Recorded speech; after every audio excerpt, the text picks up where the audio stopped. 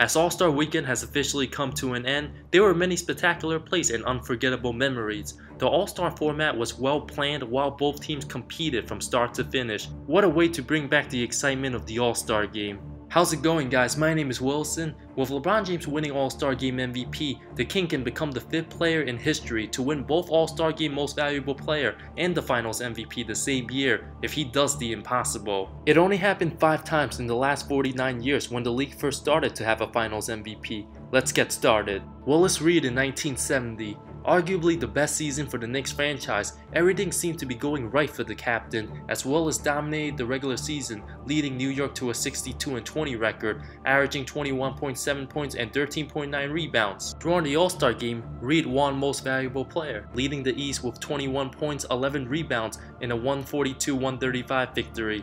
A few months after, Reed slightly edged out Jerry West for regular season MVP. During the finals against West's Lakers, Reed hurt his thigh in Game 5, missing Game 6 and unlikely to play in Game 7. Willis' spirit and determination allowed him to come out of the tunnel, while no one had any idea if Willis was going to play or not. That moment cemented Willis' legacy in NBA history, as it was one of the most inspirational stories in all of sports. Reed scored 4 points in the opening minutes, providing a spark for his teammates, leading New York to glory. Michael Jordan in 1996. After a devastating loss to the Magic in the 95 semifinals, Jordan was hungrier than ever and had payback in mind. Not going to be denied, the 96 Bulls remain arguably the best team of all time with their 72 wins. In the All-Star game, MJ put on a show in his first All-Star game back from retirement with 20 points, 4 rebounds and 1 assist in a 129-118 East victory. Although it was a very controversial decision, with many fans saying Shaquille O'Neal deserved the award, who scored 25 points and grabbed 10 rebounds. One moment that stood out in the game was Shaq literally abusing David Robinson with a monster slam. O'Neal scored 9 of his 25 points in the final period, while the ballots voted in by the media had to be submitted by the 3-minute mark in the 4th quarter. Even Jordan said the MVP should have been Shaq's, while Scottie Pippen and everyone else was shocked with the results. In response, Shaq said he will get the MVP one day. However, in '98, Michael Jordan did it again, and this time there was no argument or controversy about that.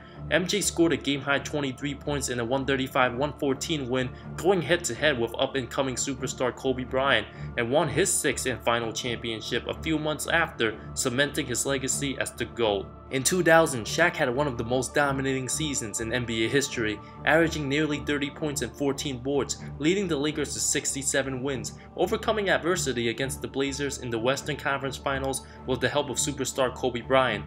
O'Neal averaged an astonishing 38 points and nearly 17 rebounds in the finals against the Pacers, and should have probably been the first unanimous MVP. In the All-Star game, Shaq posted 22 points and 9 boards, sharing MVP honors with Tim Duncan, who finished with 24 points and 14 rebounds. Kevin Garnett was also another guy for MVP considerations, posting 24 points and grabbing 10 rebounds. This was the 3rd time the award was split, joining John Stockton and Karl Malone in '93, and Elgin Baylor alongside Bob Pettit in '59. 9 years later, Shaq shared his All-Star Co-MVP award with former teammate Kobe Bryant, which O'Neal played his final All-Star game, had 17 points on 8 of 9 shooting, and Kobe led the way scoring a game-high 27 points. A couple months later, Kobe and the Lakers would not be denied. After a 7-year title drought, Kobe led the Lakers to the title, knocking off the Magic in 5 games in the NBA Finals, averaging over 32 a game. Kobe alongside Willis Reed, Michael Jordan, and Shaq were the only 4 guys to do it, although there were 3 times where a player has won All-Star Game MVP in which their teammate won Finals MVP that same year. Jerry West was indeed Mr. Clutch in the 1972 All-Star Game, knocking down the game-winning shot for a 112-110 victory. West was part of that historic 69-win Laker team that won 33 straight games, a record that remains today, and knocked off the Knicks in the finals, with Wilt Chamberlain earning Finals MVP.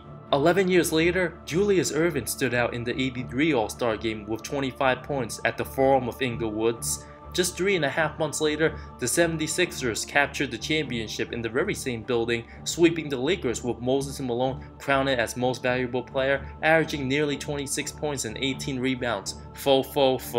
In 2002, Kobe Bryant earned his first All-Star Game MVP in his hometown of Philadelphia, dropping 31-5-5, which was the last time players wore their own respective team jerseys. Kobe and the Lakers finished off that season capturing a three-peat, where the Lakers overcame a 3-2 deficit in the conference finals to eliminate the Kings and swept the Nets in the finals, where Kobe put up almost 27 points, 6 rebounds, and 5 assists. But Shaq was a man possessed, averaging over 36 points and 12 rebounds, winning his third consecutive finals MVP. No other team has three-peated since. Do you think LeBron James and the new look Cavs will have a chance to knock off Golden State in a potential finals rematch and win MVP in June this year? Even if he loses, is it still possible that he can still get finals MVP? I'ma say no.